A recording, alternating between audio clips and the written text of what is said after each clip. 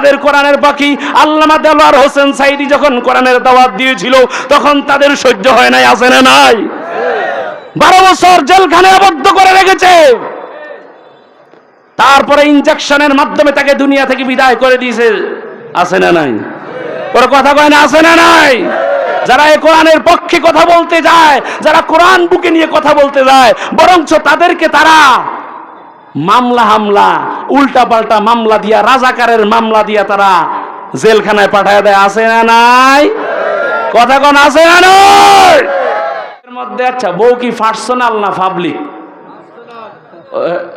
যারা কয় না তাকে বউ বানায়, যারা এই স্কুল মাঠে মাহফিল হওয়া দেখতে চায় না, যারা চায় আগামী বছর এই মাঠে মাহফিল না হোক, এরা সবাই আবু জাহেলের উত্তর সরি, জোরে বলেন ঠিক কিনা? আপনারা সকলে কেমন আছেন?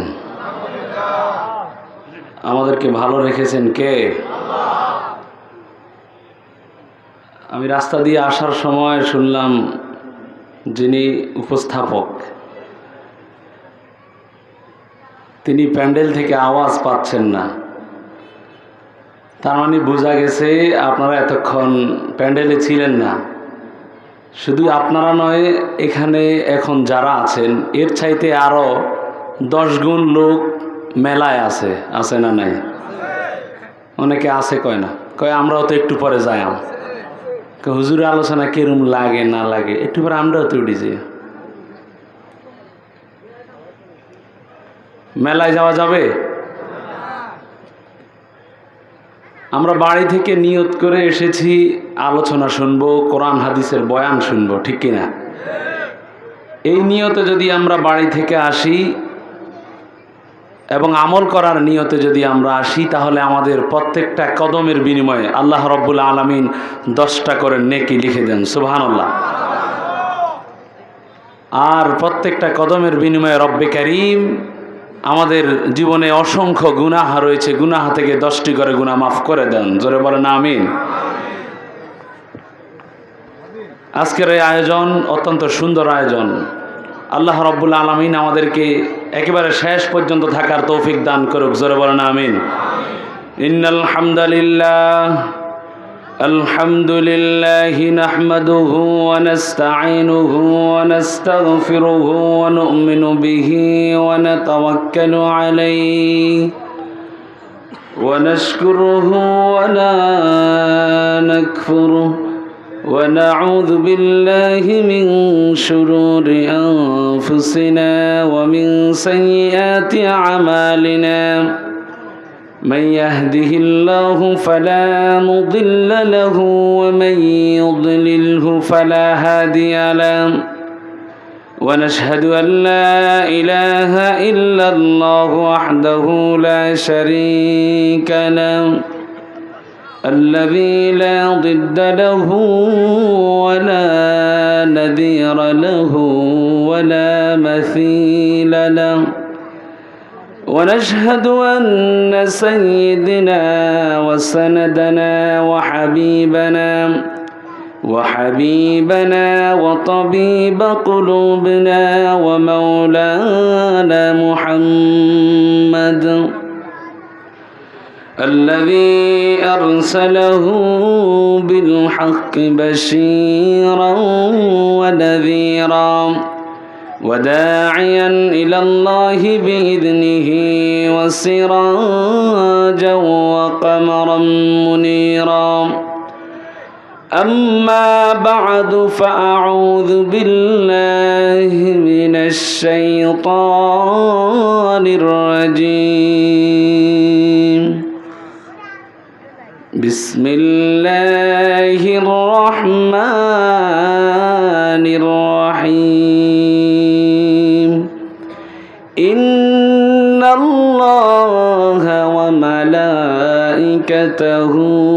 يصلون على النبي يا أيها الذين آمنوا صلوا عليه وسلموا تسليما اللهم صل على محمد وعلى آل محمد كما صليت على إبراهيم وعلى آل إبراهيم إنك حميد مجيد اللهم بارك على محمد وعلى آل محمد كما باركت على إبراهيم وعلى آل إبراهيم إنك حميد مجيد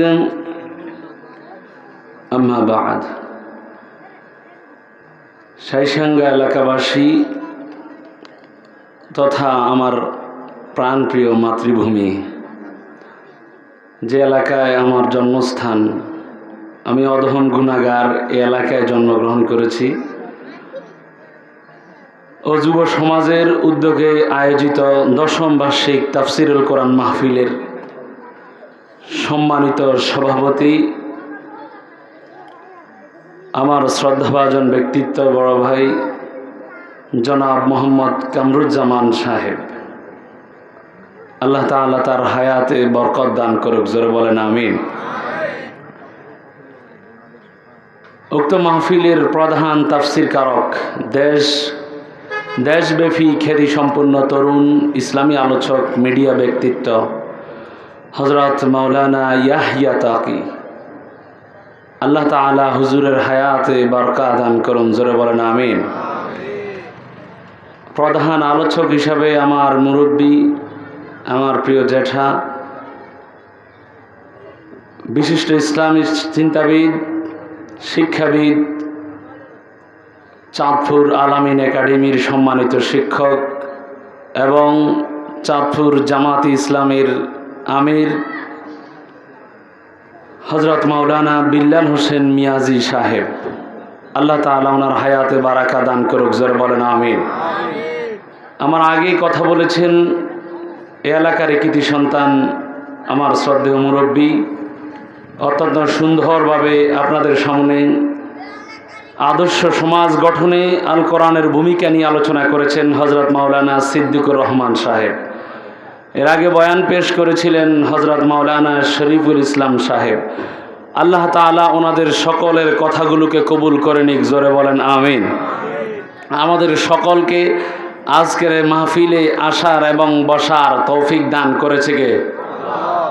আল্লাহর নামে তো আসতে কনকা মাইর আসতে পারে, কথা কন, মামলার ভয় আছে, রাত্রিবেলা ঘুমাইতে দিব না এরকম ভয় আছে, আপনি নিজেও জানেন না নিজেও যে রাজাকার এরকম ভয় আছে, ওই দিন আছে, কথা কন আছে।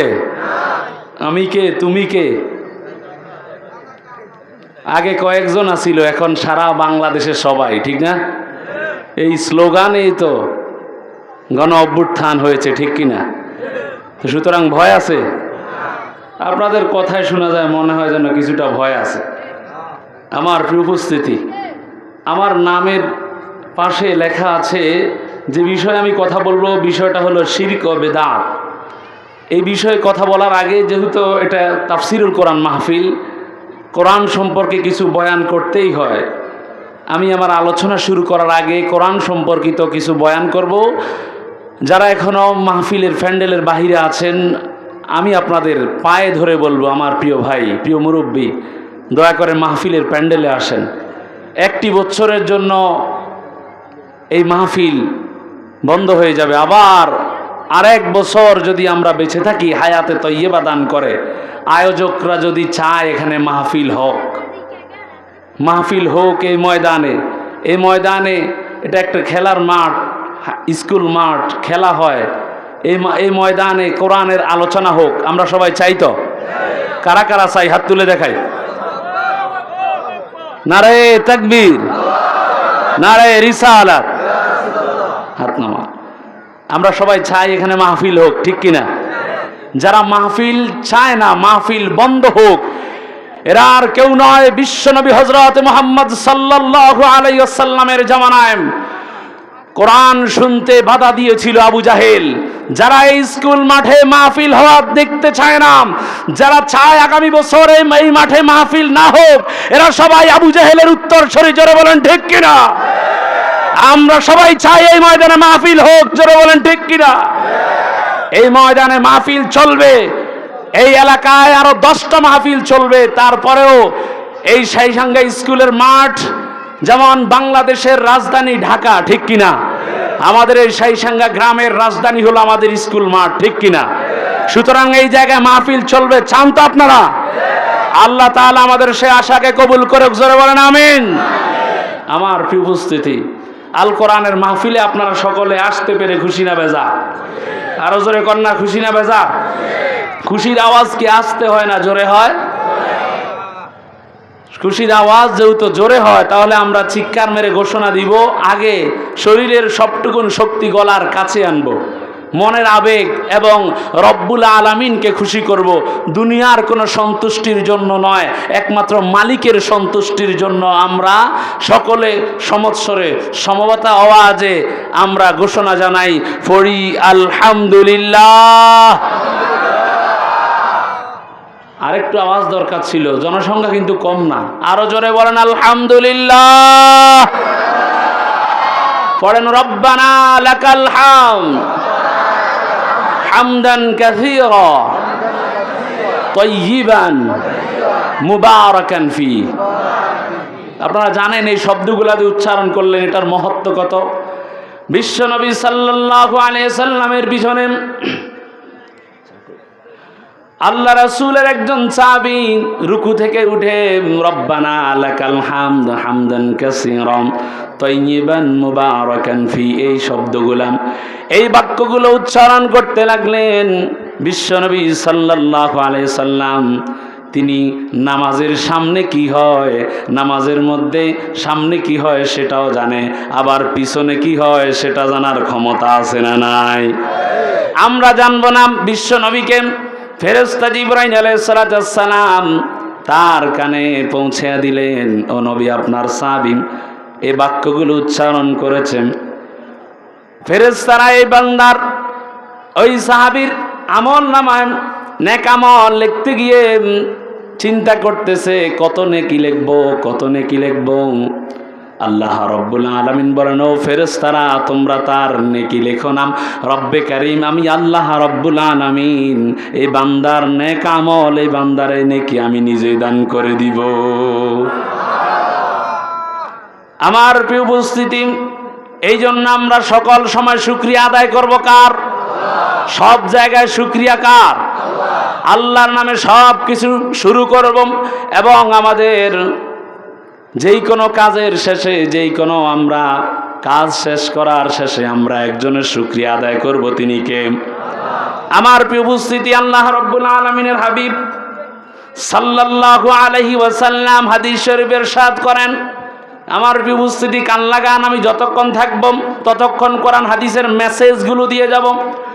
বিশ্বনবী সাল্লাল্লাহু আলাইহি সাল্লাম হাদিস শরীফে ইরশাদ করেন, বুখারী মুসলিম আবু দাউদের হাদিস, লা ইয়াত্তাখিযু আহাদুকুম কলবান শাকিরা ওয়া লিসানান যাকিরা ওয়া যাওজাতি মুমিনা। আল্লাহ রাসূল বলেন, আইয়ুল মানা আন ইয়াত্তাখিযা, ও সাহাবীরাম তোমরা আল্লাহ তাআলার কাছ থেকে 3টা সম্পদ চেয়ে নিবা। জোরে বলেন কয়টা? আপনার পাশে দেখেন তো কে কয় না, মুখের দিকে তাকান। আল্লাহর কাছ থেকে সম্পদ চাইতে হবে কয়টা? আরো জোরে কয়টা? আল্লাহর কাছ থেকে 3টা সম্পদ চেয়ে নিবেন। 1 নম্বর, ঢাকা শহরে 20 তলা বাড়ি, এটা নি সাইসাঙ্গা গ্রামের উত্তর দক্ষিণ মাঠের মধ্যে 2-4 কেনে জমি, এটা সাইসাঙ্গা গ্রামের সব চাইতে বড় বাড়ির মালিক, এটা বাংলাদেশে যতগুলা ব্যাংক আছে সব ব্যাংকে কয়েক কোটি করে টাকা, এটা নয়। আল্লাহ রাসূল সাল্লাল্লাহু আলাইহি সাল্লাম বলেন, ও সাহাবীরা শুনো, আল্লাহর কাছ থেকে তোমরা 3টা জিনিস চেয়ে নিবা। 1 নম্বরে যে জিনিসটা আল্লাহ রব্বুল আলামিনের কাছ থেকে চেয়ে নিবা, ওই জিনিসটার নাম হলো কলবান শাকিরা। আমাদের সকলের কলব আছে না নাই? আরো জোরে কন্যা আছে না নাই? এই মানব বডিটা দুইটা জিনিসের সমন্বয়ে গঠিত। একটা হলো জাসাদ, জাসাদ মানে শরীর, আরেকটা হলো রূহ মানে কলব। ব্রেনটের আগে যেই জিনিসটার মধ্যে খবর চলে যায়, যেই জিনিসটা আমাদের পুরো বডিটাকে নিয়ন্ত্রণ করে, ওই জিনিসটার নাম হলো কলব। ওই জিনিসটার নাম কি? আরো জোরে কন্যা, জিনিসটার নাম কি? কলব এতটাই গুরুত্বপূর্ণ, মানুষ কোনো ভালো কিছু চিন্তা করলেও কলব দ্বারা করে, ঠিক কিনা? আবার কোনো খারাপ কিছু চিন্তা করলেও কলব দ্বারা করে। মানুষ ভালো এবং মন্দ সব কিছু চিন্তা করতে গেলে, সব কিছু চিন্তা করে মানুষ কলবের মাধ্যমে। কিসের মাধ্যমে? কথা কন না, কিসের মাধ্যমে? হযরতে লোকমান হাকিম নামে একজন লোককে আপনারা চিনেন, যিনি তিনি কোন নবী ছিলেন না। আও আবদান সালিহান, তিনি একজন নেককার বান্দা ছিলেন। তবে আল্লাহ রাব্বুল আলামিনের দরবারে তার কবুলিয়ত রয়েছে, আল্লাহর কাছে তার কবুলিয়ত রয়েছে, আল্লাহ তাআলা তাকে ভালোবেসেছেন। ওই লোকটা দেখতে বেশি লম্বা ছিল না, খাটো একজন মানুষ ছিলেন। দেখতে সুন্দর ছিল না, কালো কৃষ্ণবর্ণের একজন মানুষ ছিলেন। হাতগুলো মোটা মোটা ছিল, পাগুলো মোটা মোটা, দেখতে অতটাই সুন্দর মানুষ ছিলেন না। হযরত লোকমান হাকিম, আল্লাহ রাব্বুল আলামিন তাকে জ্ঞান দান করলেন, প্রজ্ঞা দান করলেন। তিনি ছিলেন একজনের বাড়ির রাখাল। কি ছিলেন বলেন তো? রাখাল মানে কি? যে দেশ চালা। কি দেশ চালা? আমাদের দেশের প্রধানমন্ত্রী বঙ্গভবন চালা, হোয়াইট হাউস চালা। পেয়ারা হাজিরিন, রাখাল তিনি আরেকজনের বাড়ির কাজ করতেন, ভেড়া বকরি ছাড়াতো। কিন্তু আল্লাহ রাব্বুল আলামিন তাকে এত বেশি জ্ঞান দান করলেন, এত মেধা দান করলেন, তার কথাগুলো জনগণের কাছে এত প্রিয় ছিল। যেখানেই হযরত লোকমান কথা বলতেন, মাঠের মধ্যে যেখানে থাকতো সবাই ছুটে আসতো। হযরত লোকমান কথা বলতেছে, সবাই মনোযোগের সহিত হযরত লোকমান হাকিমের কথাগুলো শুনতে লাগলো। সুবহানাল্লাহ বলেন। ওই লোকমান হাকিমকে একদিন তার বাড়ির মালিক বলতেছে, লোকমান, এলাকার মানুষ তোমারে বড় দামি বলেন, তোমার কথা বড় মূল্যবান মনে করেন। লোকমান, আজকে আমি পরীক্ষা করে দেখব তুমি কেমন ধরনের জ্ঞানী হয়েছ। তোমার জ্ঞানের পরীক্ষা করে ছাড়ব। ও লোকমান, আমার বকরির পাল থেকে একটা বকরি জবাই করে এখান থেকে তুমি কলব মানে তার ওই শরীরের দুইটা ভালো অঙ্গ প্রত্যঙ্গ আমার কাছে নিয়ে আসো। হযরত লোকমান তার বাড়ির মালিকের কথা শুনে ওই বকরি থেকে দুইটা অঙ্গ প্রত্যঙ্গ নিয়ে আসলেন। একটার নাম হলো কলব, আর একটার নাম হলো জিহবা। একটার নাম কি? আরেকটার নাম কি? সবাই কর না। একটার নাম কি? আরেকটার নাম কি? কলব সবচাইতে শরীরের দামি অঙ্গ, ঠিক কিনা? কলব হলো এমন, আমাদের দেশের প্রধানমন্ত্রী যেমন এখন ধরেন অন্তর্বর্তীকালীন সরকার ডক্টর মোহাম্মদ ইউনূস, তিনি যেই দিকে নিবে দেশ ওই দিকে যাবে, ঠিক কিনা? আবার বেশি উল্টা পাল্টা করলে জনগণ সহ্য করতো না, ঠিক না? কারণ গত 3 মাস আগেই বুঝাই দিছে মানুষ, ঠিক কিনা? ও কথা কয় না। আমার প্রিয় উপস্থিতি, এই কলবটা হলো একটা দেশের যেমন প্রধান, একটা রাজ্যের প্রধান যেমন একজন রাজা, ঠিক আপনার আমার শরীরের প্রধান অঙ্গটার নাম হলো কলব। এই কলবটা হলো আপনার আমার প্রধান। এই জন্য লোকমান হাকিম কলব মানে গুদ্দাটা নিয়ে আসলেন এবং জিহবাটা নিয়ে আসলেন। তার বাড়ির মালিক বলতেছে, লোকমান, এবার যাও আরেকটা বকরি জবাই করম। এবার গিয়াম ওই বকরির সব চাইতে নিকৃষ্ট জিনিসটা তুমি নিয়ে আসম, দুইটা নিকৃষ্ট অঙ্গ নিয়ে আসম। হযরত লোকমান পুনরায় আরেকটা বকরি জবাই করে একই কাজ করলেন। কলবটা নিয়ে আসলেন আর জিহবাটা নিয়ে আসলেন, নিয়ে আসে মালিকের সামনে রাখলেন। মালিক দেখতে পাইলেন, বললাম ভালো একটা বকরি জবাই করে ভালো দুইটা অঙ্গ আনো। লোকমান হাকিম কলব এবং জিহবা নিয়ে আসলেন। আবার বললাম আরেকটা জবাই কইরা খারাপ দুইটা অঙ্গ নিয়ে আসম। হযরত লোকমান একই কাজ করলেন। লোকমানের প্রভু বলতেছেন, তার বাড়ির মালিক বলতেছে, লোকমান, মানুষ তোমাকে এত দামি বলে, তোমার কথা মানুষ এত সুন্দর করে শুনে, মনোযোগ দিয়ে শুনে, আমার তো মনে হয় তুমি তো বড় কোনো জ্ঞানী নাম। তোমাকে ভালো দুইটা অঙ্গান টানতে বললাম, তুমি জিওবা এবং কলব গুড়দা নিয়ে আসলাম। খারাপ দুইটা বললাম, তাও একই কাজ করলে, কারণ কি? হযরত লোকমান জবাব দিচ্ছে, ও আমার মালিক, আমি কোনো ভুল কাজ করি নাই।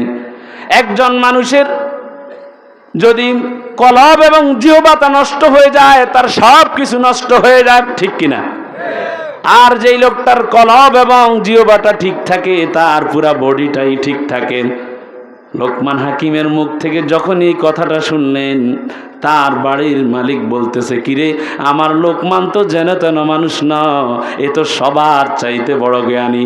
ওরে লোকমান, আজ থেকে তোরে আমি আর গোলাম বানাইয়া রাখবো না, তুই লোকমানকে আজ থেকে আমি আজাদ করে দিলাম। তাহলে আল্লাহ রাসূল সাল্লাল্লাহু আলাইহি ওয়াসাল্লাম যেই তিনটা সম্পদের কথা আল্লাহর কাছ থেকে চাইতে বললেন, ওই তিনটার এক নাম্বারটার নাম কি? ওয়াজ মনে আছে?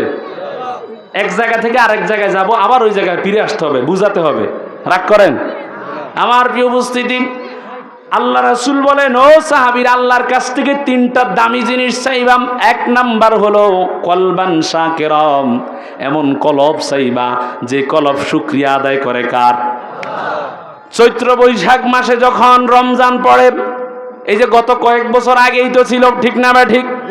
উত্তপ্ত গরমের মধ্যে যখন সারাদিন কাঠ পড়া রোদ চলতেছে, সন্ধ্যাবেলায় সূর্য ডুবু ডুবু অবস্থা, চতুর্দিকে যখন মুয়াজ্জিন মাইকটা হাতে নিয়ে ইফতারের সময় কখন হবে আল্লাহু আকবার বলে স্লোগান দিবে, সবাই অপেক্ষায় থাকবে, অপেক্ষায় থাকে কখন যেন আজানটা পড়বে।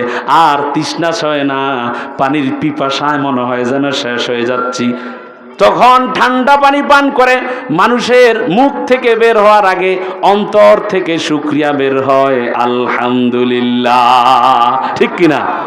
এই হাদিস থেকে আমরা যেটা শিখলাম, মুখ থেকে বের হওয়ার আগে মুখের চাইতেও যে শুকরিয়াটা অন্তর থেকে বের হয়, সেটা আল্লাহর কাছে দামি। কার কাছে? তাহলে আল্লাহর কাছ থেকে তিনটা সম্পদ আমরা চেয়ে নিব। এক নাম্বার সম্পদটা হলো এমন একটা কলব আমরা চাইব, যে কলবটা শুকরিয়া আদায় করবে। কার? সব সময় শুকরিয়া আদায় করবে। এক ডোক পানি পান করে বলবে, লাকাল হামদু ওয়া লাকাশ শুকরু, শুরুতে বিসমিল্লাহ, শেষে আলহামদুলিল্লাহ। আছে না নাই?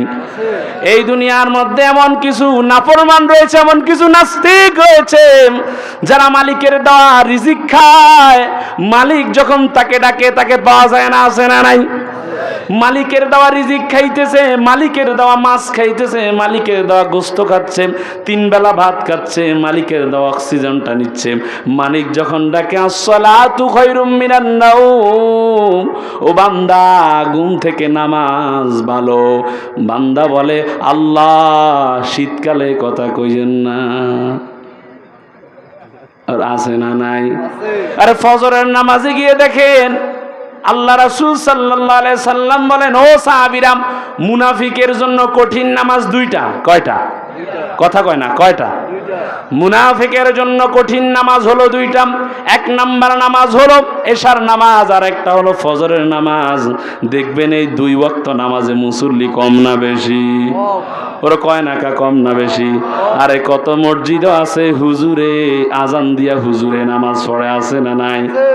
আমার একটা ছাত্র বলতেছে, একদিন কথার কথা বলতেছে, কয় হুজুর, একদিন তো বিছানার তলে আমি কম্বলের নিচে থাইকাই আজান শুরু করে দিছি, শীতের চোটে আজান আর বাইরে দেই নাই, কম্বলের নিচে আজান লাগাই দিছি। আছে না নাই? আপনি আমি কতটুকু ইমানদার, এই শীতকালে একটু পরীক্ষা করে দেখেন।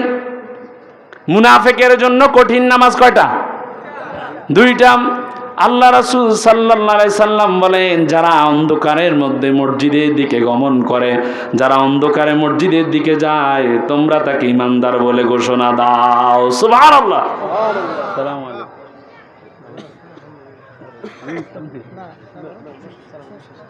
আমার প্রিয় উপস্থিতি, মুনাফিকের জন্য কঠিন নামাজ কয়টা?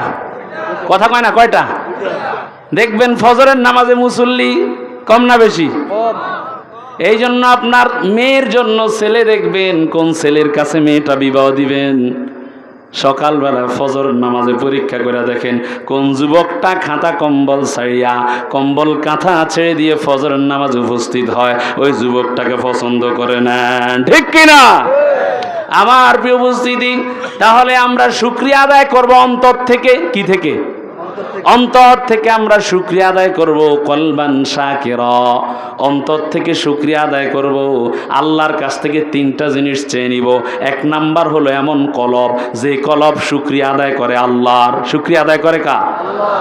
দুই নাম্বার ওয়ালিসানান যাকিরা, এমন জিহবা চাইব যেই জিহবা সব সময় জিকির করে কার? আল্লাহর জিকির করে। যখন যেই কাজে যান, ওয়াশরুমে গেলেও ওয়াশরুমে ঢোকার আগেও আল্লাহর জিকির আছে না নাই? নবীজির শিখানো দোয়া আছে না নাই? বিসমিল্লাহি আল্লাহুম্মা ইন্নী আউযু বিকা মিনাল খুবুসি ওয়াল খাওয়াইস। আবার আপনি আপনার স্ত্রীর কাছে যাবেন, স্ত্রীর কাছে গেলেও দোয়া আছে না নাই? মুমিন বান্দা যে যতটুকু জীবন যাপন করবে, যেখানেই যাবে প্রত্যেকটা ক্ষেত্রে জিকিরের ব্যবস্থা আছে না নাই? এই জিকির মানে শুধু আপনি বসে বসে আল্লাহ আল্লাহ লা ইলাহা ইল্লাল্লাহ জিকির করবেন এটা না। আপনি হাঁটতে হাঁটতেও জিকির করতে পারেন। আপনি মসজিদে ঢুকার সময় দোয়া পড়েন, এটাও জিকির। আপনি বাড়িতে কোরআন তেলাওয়াত করেন, সেটাও। কথা বুঝতে পারছেন? এই জন্য আল্লাহর কাছ থেকে যে তিনটা জিনিস চেয়ে নিবেন, এক নাম্বার শুকুর গুজার কলব, দুই নাম্বার হলো এমন জিহবা, যে জিহবা মালিকের জিকির করে, মালিকের জিকির করে। আল্লাহ রাসূলের কাছে জানতে চা হলো, ইয়া রাসূলুল্লাহ, আল্লাহর কাছে সবচাইতে উত্তম কোন আমল? আইয়ুল আমালি আহাব্বু ইলাল্লাহ। আল্লাহ রাসূল বলেন, রাতবান লিযিকরিল লিসানাকা বিযিকরিল্লাহ। আল্লাহর কাছে সবচাইতে প্রিয় আমল তোমার এই জিহবাটা আল্লাহর জিকিরে রত রাখবা। আল্লাহু আকবার। তিন নাম্বার আল্লাহর কাছ থেকে তিন নাম্বারে যেই জিনিসটা চেয়ে নিবেন, ওই জিনিসটার নাম হলো জাওজাতে মুমিনাতু সালিহা। এমন স্ত্রী আল্লাহর কাছে চেয়ে নিবেন, নেককার সতী সাধবী স্ত্রী। সুবহানাল্লাহ। যেই স্ত্রীর দিকে দৃষ্টি দিলে আপনার চক্ষু জুড়িয়ে যায়, রব্বানা হাব লানা মিন আজওয়াজিনা ওয়া যুররিয়াতিনা কুররাতা আ'য়ুনি ওয়াজআলনা লিল মুত্তাকিনা ইমামা। পড়েন আল্লাহু আকবার। আল্লাহর কাছে নামাজের মুনাজাতে দোয়া করবেন, হে আল্লাহ, আমাদেরকে আপনি এমন চক্ষুশীলা, এমন চোখের অধিকারী, ডাগর ডাগর নয়ন বিশিষ্ট এমন নেককার স্ত্রী, এমন ভালো একজন স্ত্রী, এমন আমলদার একজন স্ত্রী আমাদের জন্য ব্যবস্থা করেন। আমাদের জন্য এমন সন্তানের ব্যবস্থা করেন যে সন্তানদের দিকে তাকালে আমাদের চক্ষু জুড়ায়া যায়। সুবহানাল্লাহ। তাহলে আল্লাহর কাছ থেকে আমরা এই তিনটা জিনিস চেয়ে নিব। রাজি আছি তো ইনশাআল্লাহ? আরো জোরে বলেন না ইনশাআল্লাহ? আল্লাহর কাছ থেকে দুনিয়ার বাড়ি গাড়ির আশা ভরসা করেন না। আল্লাহর কাছ থেকে আপনার দামি যে সম্পদগুলো, যে কথাগুলো বললাম, এমন কলব, যে কলব আল্লাহর শুকরিয়া আদায় করে, এমন জিহবা, যে জিহবা আল্লাহর জিকির করে, এবং একজন সতী সাধবী স্ত্রী। আদ-দুনিয়া মাতাউন ওয়া খায়রুল মাতায়াল মারাতুস সালিহা। দুনিয়াটা হলো একটা ভোগের সামগ্রী, তবে সবচাইতে উত্তম সম্পদ হলো, দুনিয়াটা একটা সম্পদ, তবে সবচাইতে দামি সম্পদ হলো একজন নেককার স্ত্রী। ঠিক কিনা? এমন স্ত্রী নয় আমার আপনার মধ্যে, ঘরের মধ্যে, উদাহরণবশত বলতেছি, কারো কারো ঘরের মধ্যে এমন স্ত্রী আছে যে স্ত্রীর টিকটকে 4-5টা আইডিয়া আছে না নাই? ওর কথা কয় না? এমন স্ত্রী আছে যে স্ত্রীর ফেসবুকে আইডিয়া আছে না নাই? ফেসবুকের মধ্যে, আচ্ছা বউ কি পার্সোনাল না পাবলিক? যারা কয় না তাকে বউ বানায়। ওই যে আগে ইসলাম ধর্ম বইয়ের মধ্যে, আগে গত 2-3 মাস আগে, আগামী বছর থেকে এগুলা চেঞ্জ হবে। পাঠ্যপুস্তকে এনসিটিভিতে যে কথা হলো আমরা শুনলাম। আগে তো বইতে লেখা ছিল 4-5 ক্লাসের বাংলা বইতে, ধর্ম যার যার, উৎসব, নাউজুবিল্লাহ কইতেন না? কোন ধর্ম যার, উৎসব। তো আপনাদের মনে হয় এই কথা, বউ যার যার, অধিকার সবার তো কন্যাকা। যারা বউয়ের ছবি ফেসবুকে দেয় তাদের মনে হয় এই চিন্তা, বউ যার যার অধিকার সবার, নাউজুবিল্লাহ কয় না? তা আপনি মোহর দিলেন, আপনি 2-3 লক্ষ টাকা খরচ করে বিয়ে করলেন, আপনার বউয়ের ছবি আরেকজন দেখবে কেন? আপনি কেমন বাবা হলেন? আপনার মেয়ে কিভাবে টিকটক করে? আপনি আরেকজন ছেলের কাছে আপনার মেয়েটাকে এমন ভাবে গড়ে তুলুন যাতে ওই ছেলের কাছে একটা সম্পদ দিতে পারেন, ঠিক কিনা? এমন মেয়ের বাবা হওয়া আপনার জন্য লজ্জাকর। যে মেয়ে টিকটকে নাচানাচি করে হাজার হাজার মানুষে দেখে, আছে না নাই? যে মেয়ে ফেসবুকে নাচানাচি করে, আছে না নাই? যার স্ত্রী ফেসবুকে গান বাজনা করে, এরকম স্ত্রী আছে না নাই? আল্লাহ তাআলা আমাদেরকে হেদায়েত দান করুক, জোরে কোন আমিন। পুরুষ হয়ে কাপুরুষের মতো থাকবেন না, স্ত্রীকে কন্ট্রোল করতে শিখুন। আল্লাহ তাআলা তৌফিক দান করুক, জোরে বলেন আমিন। আমার প্রিয় উপস্থিতি, আমার হাতে এটা কি? কথা কয় না, চিনেন না? আমি রায়পুর থেকে নিয়ে আসি নাই, আপনাদের এলাকার, আমার এলাকার কোরআন শরীফ। এই কোরআন সবার বাড়িতে তেলাওয়াত হয়তো, কথা কন হয়তো। যদি হাত উঠাইতে বলি আজকে সকালবেলায় কে কে তেলাওয়াত করছেন, আমি লজ্জা দিব না, আমার মনে হয় 10টাও হাত উঠবে না, ঠিক না বা ঠিক? আর যদি বলি ভাই কার কার ফেসবুক চালানো আজকে কাজা হয়েছে, কেউ হাত উঠাইতো না, না আজকের দিনের 14 ঘন্টার মধ্যে তো 10 ঘন্টায় ফেসবুকে ছিল, আছে না নাই? আমার প্রিয় উপস্থিতি, এ কোরআন আমাদের কাছে শোষণের জন্য আসে নাই, এই কোরআন আসছে শাসন করতে। কি করতে? এই কোরআন আসছে কি করতে? এই কোরআন আসছে শাসন করতে। এই কোরআন শুধু তাবিজ কবজ বানায়া আপনার শরীরের মধ্যে রাখবেন এটার জন্য আসে নাই। কোরআন শুধু খতমের জন্য আসে নাই। এই কোরআন আসছে, এই কোরআন পার্লামেন্টে থাকবে, সংসদ ভবনে থাকবে। স্পিকার সাহেব যখন কথা বলবে তার সামনে কোরআন থাকবে। স্পিকার সাহেব যখন কোরআনের আইন নিয়ে কথা বলবেন, এই কোরআন এই জন্য আসছে যে এই কোরআন দেশের সংবিধান হবে, ঠিক কিনা? এই কোরআন দেশের সংবিধান হোক। কে কে চান হাত তুলে দেখুন। নারে তাকবীর, নারে রিসালাত। আবার কিছু কিছু লোক আছে কোরআনকে সংবিধান চায় না, যারা কোরআনের পক্ষে কথা বলবেন, যারা কোরআন নিয়ে কথা বলবেন, যারা কোরআনকে ক্ষমতায় বসাতে চায়, এই সমস্ত লোকদেরকে যারা কোরআনের দাওয়াত দেয়, টেকনাফ থেকে তেতুলিয়া, রূপসা থেকে পাথুরিয়া পর্যন্ত, যারা এই দেশ থেকে আরেক দেশ, সারা বিশ্বের মধ্যে কোরআনের দাওয়াত দেয়। আমাদের কোরআনের পাখি আল্লামা দেলোয়ার হোসেন সাইদি যখন কোরআনের দাওয়াত দিয়েছিল তখন তাদের সহ্য হয় নাই, আছে না নাই? 12 বছর জেলখানে আবদ্ধ করে রেখেছে, তারপরে ইনজেকশনের মাধ্যমে তাকে দুনিয়া থেকে বিদায় করে দিয়েছে, আছে না নাই? ওরা কথা কয় না, আছে না নাই?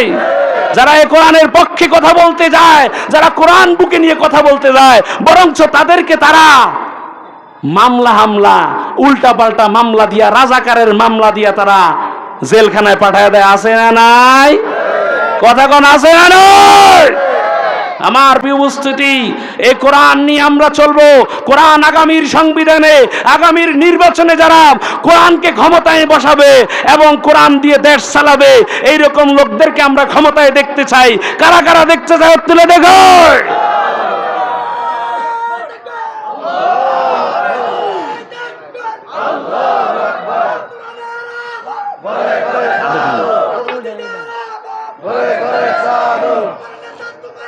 বিশ্বনবী মুস্তাফা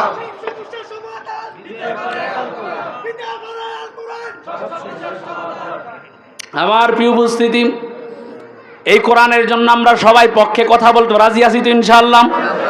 সাহাবায়ে কেরাম কেমনি ভাবে কোরআনের জন্য কথা বলেছেন। আল্লাহ রাসূলের অন্যতম একজন সাহাবী আব্দুল উজ্জা তার নাম, ইসলাম ধর্ম গ্রহণ করার পর তার নাম হলো আব্দুল্লাহ। জোরে বলেন তার নাম কি হলো? 45 পর্যন্ত এই কতক্ষণ? তার নাম হলো আব্দুল্লাহ।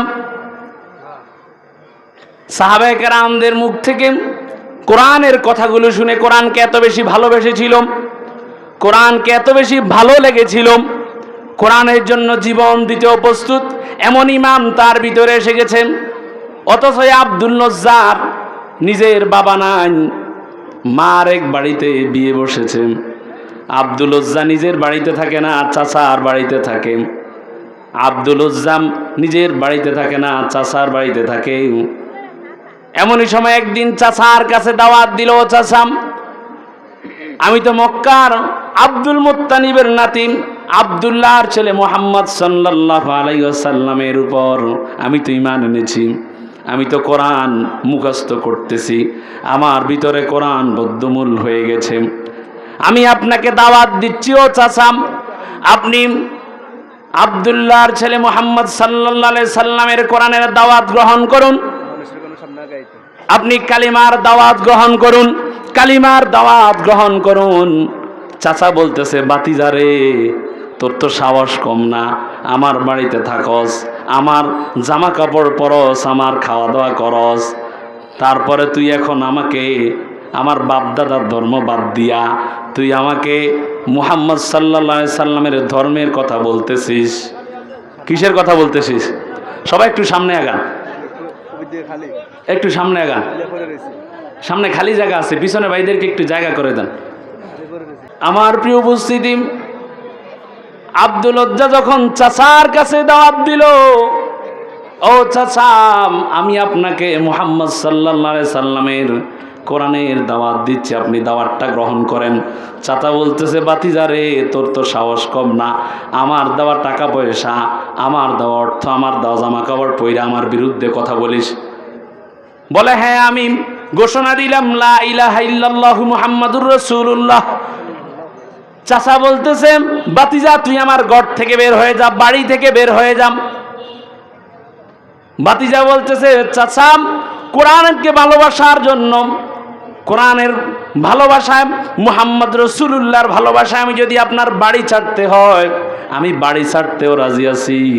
ও আমার প্রিয় চাচা, এই ধরেন আপনার সমস্ত কিছু আমি দিয়া গেলাম। চাচায় ডাক দিয়া বলতেছে, বাতিজান তোর পরনে যে দুইটা জামা, পরনে একটা, গায়ে একটা, এই যে দুইটা জামা কাপড়, এই দুইটা জামা কাপড় কিন্তু আমার দেওয়া কিনা। বলতেছে এই 16-17 বছরের যুবক বলতেছে, বাতিজান তুই যদি মুহাম্মদের প্রতি ঈমান আনস তাহলে এই দুইটা জামা কাপড়ও খুলে দিয়ে যা। জোরে কন্যা নাউজুবিল্লাহ। জামা কাপড় খুলে দিল। যুবক বয়সে এবার মায়ের কাছে চলে গেল। মা যুবক ছেলের অবস্থা দেখে বলতেছে,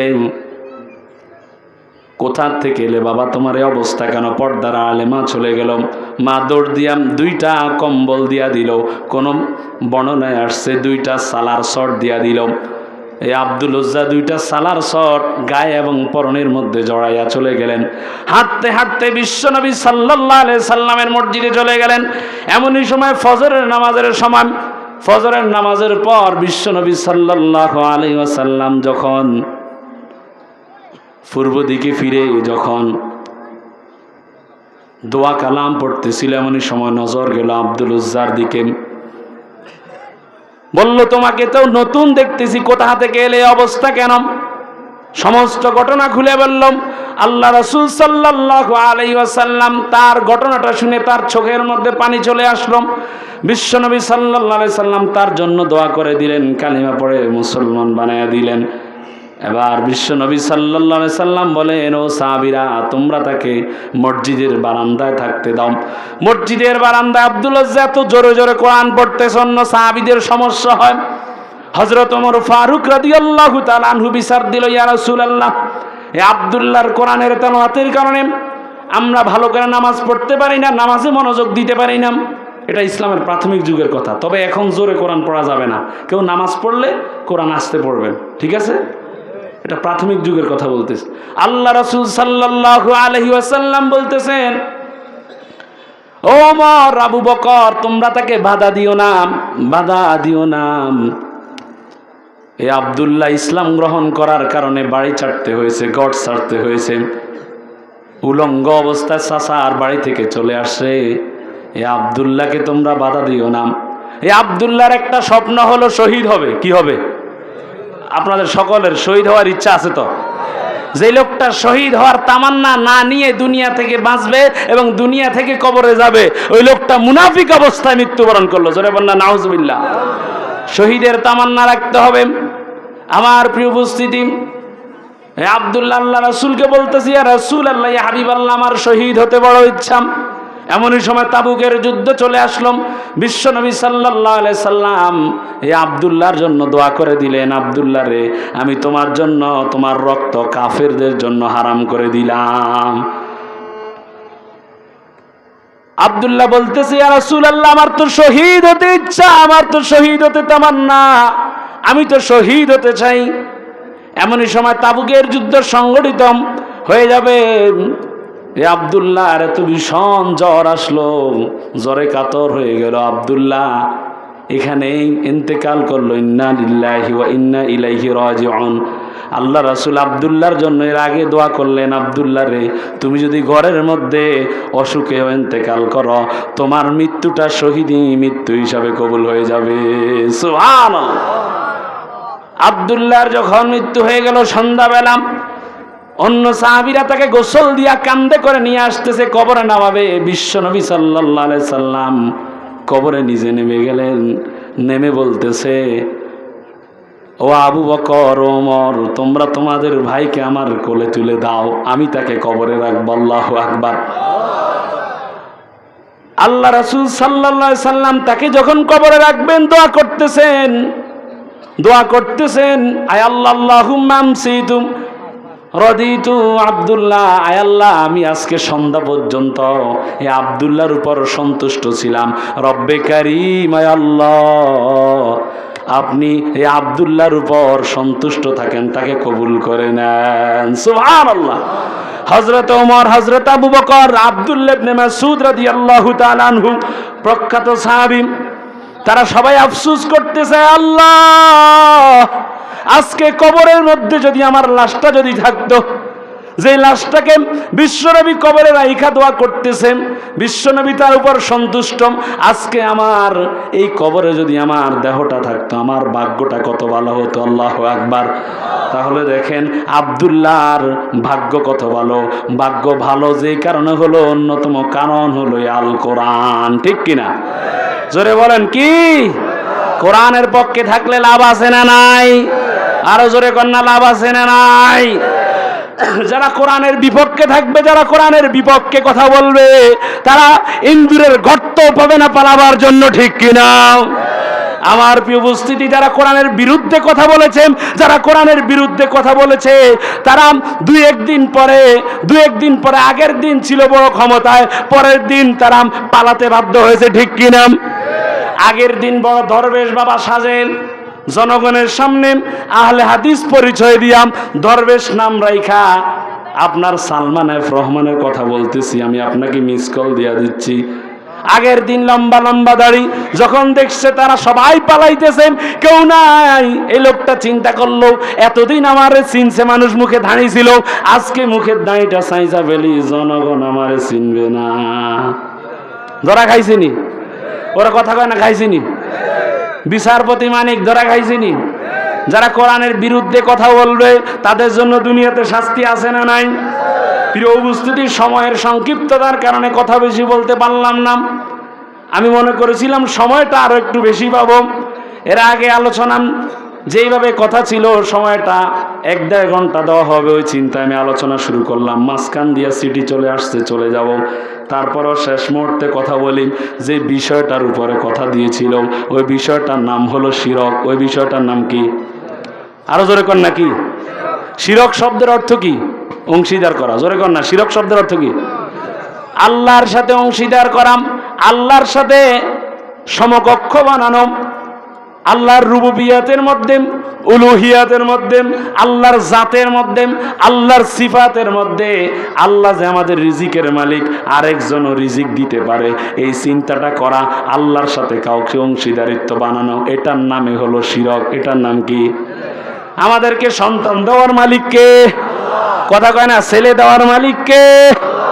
মেয়ে দেওয়ার মালিক কে? আবার কিছু লোক আছে, খাজা বাবার দরবারে যায়া, খাজা বাবার মাজার শরীফের সামনে যাইয়া আল্লাহর কাছেও চায়, আবার খাজা বাবারে কয়, খাজা বাবা, কেউ ফিরে না খালি হাতে, খাজারে তোর দরবারেতে। নাউজুবিল্লাহ কয় না? আপনার বলা উচিত কেউ ফিরে না খালি হাতে, আল্লাহর তোর দরবারেতে, ঠিক কিনা? আপনি আল্লাহর সাথে ওখানে খাজা বাবাকে মিলালেন, শাহজালাল ইয়ামানি রহমতুল্লাহির মাজারে গিয়া আপনি কাঞ্চনপুর দরগার ওখানে মাজারে গিয়া আল্লাহর কাছেও দোয়া করলেন, আল্লাহর কাছে সন্তান চান, আবার যিনি কবরে শুয়ে আছে তার কাছে সন্তান চান। এই রকম কাজ করলে আপনি আল্লাহর রুবুবিয়তের মধ্যে শিরক করলেন। জোরে কন্না নাউজুবিল্লাহ, আরো জোরে কন্না নাউজুবিল্লাহ। এরপরে শিরক প্রথমত দুই প্রকার। একটার নাম হলো শিরকে আকবর। এই শিরকটা এমন একটা শিরক যেই শিরক করলে মানুষ মিল্লাতের গণ্ডি থেকে বের হয়ে যান, মুসলিম মিল্লাত থেকে বের হয়ে যান। এটার নাম হলো শিরকে আকবর। যদি মৃত্যুর আগে তওবা না করে এই লোকটা চিরস্থায়ী জাহান্নামের অন্তর্ভুক্ত। জোরে কন্না নাউজুবিল্লাহ। আরেকটার নাম হলো শিরকে আসগর, এটার আরেক নাম হলো শিরকে খফি, গোপন শিরক। কোন শিরক? গোপনে গোপনে শিরক। এমন শিরক যেই শিরকটা গোপনে হয়ে যায়। আপনার কথার মধ্যে আপনার অজু চলে গেলে আপনি টের পান যে কখন অজু চলে গেছে। অজু ভঙ্গের কারণ কয়টা? কথা কয় না, কয়টা? অজু ভঙ্গের কারণ কয়টা? 7টা। ঈমান ভঙ্গের কারণ হলো 10টা। কিন্তু ব্যাপার হলো অজু ভঙ্গ হয়ে গেলে আপনার নাকে গন্ধ চলে আসে, আপনার শরীরের মধ্যে একটা অনুভূতি সৃষ্টি হয় যে আমার অজুটা ভেঙে গেছে। কিন্তু ঈমান এমন একটা জিনিস, এমন একটা জিনিস, এই ঈমান চলে গেলে আপনি টেরও পাবেন না। জোরে কন্না নাউজুবিল্লাহ। এই জন্য আপনার কথায়, আপনার আচরণে, আপনার কথাবার্তার মধ্যে এমনভাবে কথা বলেন, আপনার আচরণটা এমনভাবে করেন, এমনভাবে আপনার আচরণ করেন, কথাগুলো এমনভাবে বলেন যে কথায় কখনো কোনো শিরকের গন্ধ পাওয়া যাবে। আল্লাহর কাছে দোয়া করবেন, আয় আল্লাহ, আমি যেন জাগ্রত অবস্থায় এবং ঘুমন্ত অবস্থায়, যেই অবস্থায় মানব বলেন না কেন, কাল্পনিক অবস্থায়, কোনো অবস্থায় যেন মৃত্যুর আগ মুহূর্তে যেন আমি আপনার সাথে শিরক না করি। রাজি আছেন? আল্লাহর কাছে এইভাবে দোয়া করবেন, কারণ ইন্নাশ শিরকা লাযুলমুন আযীম, শিরক হলো মহাজুলুম। আর শিরক এমন একটা জুলুম, শিরক এমন একটা অন্যায়। ইন্নাল্লাহা লা ইয়াগফিরু আন ইউশরাকা বিহি ওয়া ইয়াগফিরু মা দুনা যালিকা লিমান ইয়াশা। আল্লাহ রাব্বুল আলামিন বলেন, বান্দা তোমার যত গুনাহ রয়েছে, গুনার মধ্যে আমি অন্য গুনাহ ক্ষমা করে দিতে পারি। যদি শিরকের গুনাহ থাকে তাহলে শিরকের গুনাহ ক্ষমা হবে? কথা কোন? শিরকের গুনাহ ক্ষমা হবে? এই শিরকে আসগরের অন্যতম শিরক হলো রিয়া। রিয়া মানে হলো লোক দেখানো ইবাদত করা, লোক দেখানো কাজ করা। কি রকম কাজ করা? লোক দেখানো। আমাদের সমাজে বর্তমানে মাহফিল বলেন, নামাজ বলেন, যেই কোনো ইবাদত বলেন, বেশিরভাগ মানুষের 98% মানুষের ইবাদতগুলো হয় লোক দেখানো। কেমন হয়? লোক দেখানো। মানুষকে দেখানোর জন্য নামাজ পড়ে, এরকম কিছু নামাজি আছে না নাই? কথা কয় না, আছে না নাই? তারপরে এখানে বিষয় হলো 2টা। কেউ যদি আল্লাহ তাআলাকে সন্তুষ্টি করার জন্য নামাজ পড়ে এবং মানুষের কিছু প্রশংসা পাওয়ার জন্য নামাজ পড়ে, এই লোকটার নামাজের মধ্যে রিয়া এসে গেল। আর 2 নম্বরে কেউ যদি আল্লাহর সন্তুষ্টি নয়, শুধু মানুষের সন্তুষ্টির জন্য নামাজ পড়ে, ওই লোকটা ডাইরেক্ট শিরক আকবরের মধ্যে চলে যাবে। জোরে কন্না নাউজুবিল্লাহ। এই লোক দেখানো ইবাদত আল্লাহ তাআলার দরবারে কবুল হবে? বুখারী মুসলিমের বর্ণনা, কিয়ামতের ময়দানে রব্বে কারীম ইন্না আউয়ালান নাস ইয়াকদা আলাল কিয়ামাত, মিশকাত শরীফের 205 নম্বর হাদিস। আল্লাহ রাসূল বলেন, কিয়ামতের ময়দানে আল্লাহ তাআলা সর্বপ্রথম 3 ব্যক্তির বিরুদ্ধে মামলা দায়ের করবেন। কয় ব্যক্তি? 3 ব্যক্তি, মানে 3 শ্রেণীর। কয় শ্রেণী? এদের 3 জনের উদ্দেশ্য ছিল লোক দেখানো। উদ্দেশ্য কি ছিল? লোক দেখানো। 1 নম্বরে শহীদ, যেই ব্যক্তি শহীদ, আল্লাহর রাস্তায় শহীদ হয়েছে, আল্লাহ রাব্বুল আলামিন তাকে জিজ্ঞাসা করবে, আল্লাহর বান্দা তুমি তো শহীদ হয়েছো। ও বলবে, আল্লাহ আমি আপনার জন্য শহীদ হয়েছি। আল্লাহ রাব্বুল আলামিন তো অন্তরের খবর জানে। জানে কি জানে না? কথা কন না, জানে কি জানে না? আল্লাহ রব্বুল আলামিন অন্তরের খবর জানেন। রব্বুল আলামিন বলবেন, ও বান্দা, তুমি তো আমার জন্য শহীদ হও নাই, তুমি শহীদ হয়েছ, তোমাকে মানুষ বীর বলবেন, তোমাকে মানুষ বাহাদুর বলবেন, তোমাকে মানুষ বড় যোদ্ধা বলবেন, এই জন্য তুমি শহীদ হয়েছ। আমার জন্য তুমি শহীদ হও নাই, আমার সন্তুষ্টির জন্য শহীদ হও নাই। তোমাকে, তোমার হিসাব আমি নিব না, তুমি আমার সন্তুষ্টির জন্য শহীদ হও নাই, তোমাকে জাহান্নামে নিক্ষেপ করা হবে। কোথায় নিক্ষেপ করা হবে? দ্বিতীয় নম্বরে যে ব্যক্তির বিরুদ্ধে মামলা, ওই লোকটা হলো আলেম। ওই লোকটা কি? যে লোকটা কোরআন শিখেছেন, হাদিস শিখেছেন, তবে তার উদ্দেশ্য ছিল লোক দেখানো। আমি কোরআনের হাফেজ হব, কোরআনের বয়ান করব, সুললিত কণ্ঠে বয়ান করব, জনগণ আমাকে ভালো বলবেন, জনগণ আমাকে বাহবা দিবেন, অনেক মধুর সুরে কোরআন তেলাওয়াত করব, কন্ট্রাক্ট বক্তা হব, 50-60,000 70,000 টাকা কন্ট্রাক্ট করে বক্তাগিরি করব, জনগণের সন্তুষ্টির জন্য বক্তাগিরি করব। এই যখন এই কাজটা তুমি করবে, আল্লাহ রব্বুল আলামিন বলবেন, বান্দা, ও বান্দা, তুমি তো আমার জন্য আলেম হও নাই, তুমি তো আমার জন্য আলেম হও নাই। তোমাকে দুনিয়াতে মানুষ বাহবা দিত, তোমার পিছনে লক্ষ লক্ষ মানুষ স্লোগান দিত, তোমার মাহফিলের লক্ষ লক্ষ মানুষের সমাগম হতো, তুমি কিন্তু আমার সন্তুষ্টির জন্য কথা বলো নাই, তুমি কথা বলেছো, তুমি কথা বলছো দুনিয়ার মানুষের সন্তুষ্টির জন্য। জোরে কন্যা নাউজুবিল্লাহ। আল্লাহ রব্বুল আলামিন, আল্লাহ রব্বুল আলামিন তখন এই লোকটার বিরুদ্ধে বলবে, যাও এই আলেমকে জাহান্নামের দিকে নিয়ে যাও। জোরে কন্যা নাউজুবিল্লাহ। 3 নম্বরে রব্বে কারীম ওই ব্যক্তির বিরুদ্ধে মামলা দায়ের করবেন যারা দান সদকা করেন, লোক দেখানো দান সদকা। কেমন দান সদকা? কথা কয় না, কেমন? লোক দেখানো দান সদকা করেন। ওই বান্দাকে জিজ্ঞাসা করা হবে, ও বান্দা, তুমি তো দুনিয়াতে মাহফিলে এত টাকা দিলাম, দুনিয়াতে কত মসজিদ বানায়া দিলাম, কত টাকা পয়সা দান করলাম। বলবে, হ্যাঁ আল্লাহ, আমি তো এগুলা দান করছি। আল্লাহ রব্বুল আলামিন বলবেন, বান্দারে, তুই তো আমার সন্তুষ্টির জন্য দান করিস নাই, তুই তো লোক দেখানো সন্তুষ্টির জন্য দান করছস। তোকে মানুষ দানবীর বলবেন, তোকে মানুষ বড় দানবীর বলে ঘোষণা দিবে, এই জন্য তুই দান করছিস। সূরা কন্যা নাউজুবিল্লাহ। তাহলে হাদিস থেকে আমরা শিখলাম, বুখারী মুসলিম মিশকাতের হাদিস থেকে আমরা শিখলাম, আমাদের যতগুলো আমল রয়েছে একমাত্র কার সন্তুষ্টির জন্য? আরো জোরে কোন, কার সন্তুষ্টির জন্য? আল্লাহ রাসূল সাল্লাল্লাহু আলাইহি ওয়াসাল্লাম বলেন, ও সাহাবীরা, আমি তোমাদের কাছে আখবারুকুম বিমা আখওয়াহুম আলাইকুম ইনদি মিনাল মাসিহিদ দাজ্জাল। ও সাহাবীরা শুনো, আমি তোমাদের কাছে দাজ্জালের চাইতেও বেশি ভয় করি, দাজ্জালের ফিতনার চাইতেও বেশি ভয় করি, ওই জিনিসটাকে বেশি ভয় করি। ওই জিনিসটার নাম হলো রিয়া। ওই জিনিসের নাম কি? রিয়া মানে লোক দেখানো ইবাদত। লোক দেখানো ইবাদত মানুষ কেমনে করেন?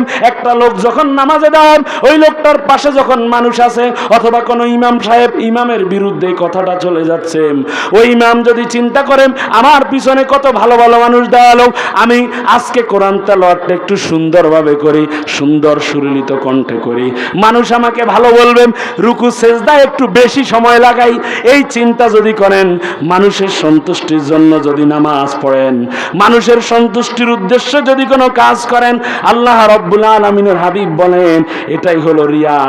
আর এই লোকটার মানুষের সন্তুষ্টির উদ্দেশ্যে কাজ করার জন্য রব্বে কারীম তার নামাজ কবুল করবে। কথা কন, নামাজ কবুল করবে। এই জন্য আমাদের নামাজ কার সন্তুষ্টির জন্য? আরো জোরে কন্যা, কার সন্তুষ্টির জন্য? আমাদের সমস্ত কাজ কার সন্তুষ্টির জন্য? আল্লাহর সন্তুষ্টির জন্য যত কাজ রয়েছে, আমাদের জীবন, আমাদের মরণ, ইন্না সালাতি ওয়া নুসুকি ওয়া